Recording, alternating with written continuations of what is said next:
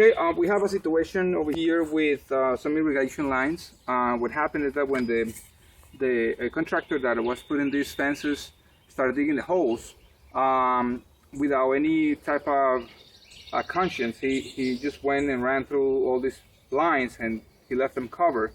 Luckily, the customer was able to spot the areas where they were damaged. So what we did is that we dug some of the section out, the grass out, and we obviously found the pretty much shredded pieces of pipe that were damaged. So what we're gonna do in 3 sections of the yard is that we're gonna cut it in a different spot. Make sure that all the areas that were cut are clear, and then we're gonna put 2 couplings with clamps, and we're gonna put the system back again and run it and see if we find any other area that was damaged. So far we know that we're 3 sections, and then we're going to start with that and take it from there. Okay,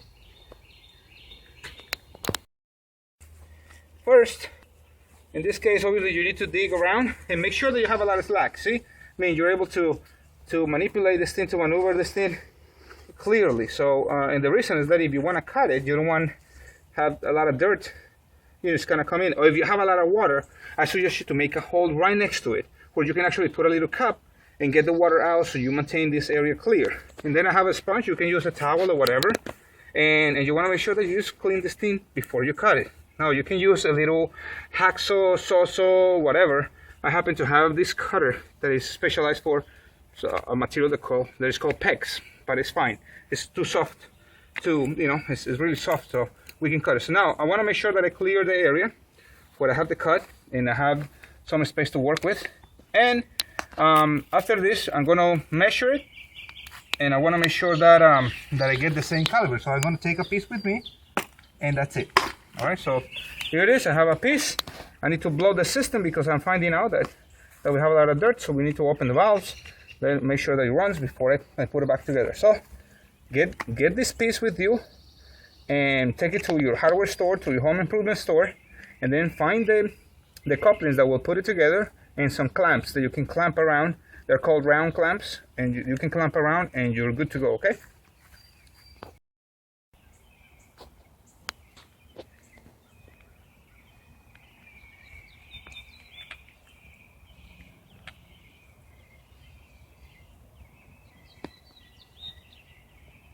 how do we turn it off? as you can see over here, this demonstration, the pipe was actually cut without any type of discrimination.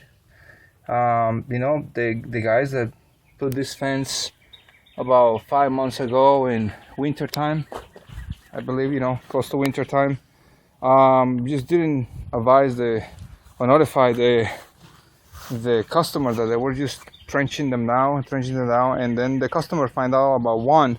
But once the sprinkler system went on, a lot of water was bursting out of all the different areas, and as you can tell, it was a lot of money put into fixing the landscaping and all these beautiful things, and we're just finding this out.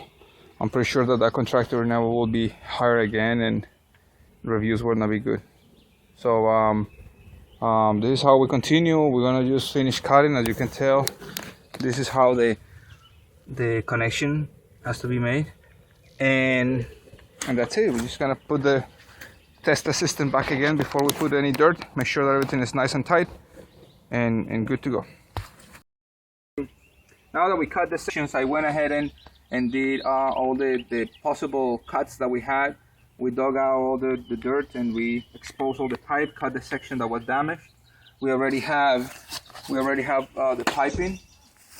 We have the round clamps and the couplings. So what we are doing, using a little bit of Vaseline, because of this, the stiffness of this, we may be able to, you may be able to get it into this side, but when you start trying to maneuver over there, it's going to be harder. So just put a little bit of, oil or whatever to make sure that it goes in. Put round clamps like this ones in both areas. So just make sure that you have something like a nut driver.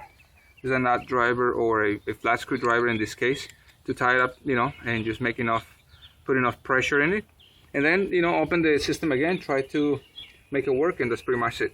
So I hope this will help you to understand how you can fix and repair an irrigation line. In this case, it's just a little bit of common sense, and it's pretty much it. The material is pretty affordable, and that's it. Always work with some sort of a plastic if you have plastic, so you don't mix galvanized couplings or fittings with some sort of plastic stuff, because it may corrode in the short future. So please subscribe. Thank you so much, and I see you in another video.